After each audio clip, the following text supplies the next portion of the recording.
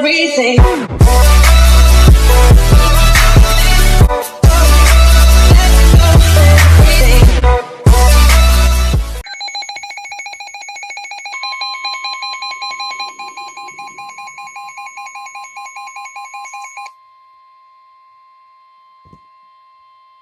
The National Weather Service in Detroit, Pontiac, has issued a special marine warning for Michigan waters of Lake Erie until 4:30 p.m.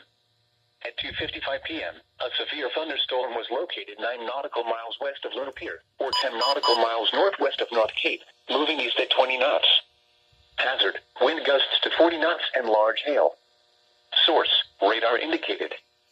Impact, small craft could be damaged and briefly higher winds and suddenly higher waves. Large hail could result in structural damage. The severe thunderstorm will be near Luna Pier around 3:30 p.m. Monroe Harbor around 3:45 p.m.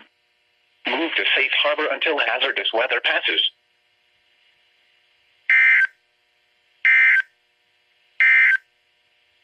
Here is the forecast for the northern suburbs.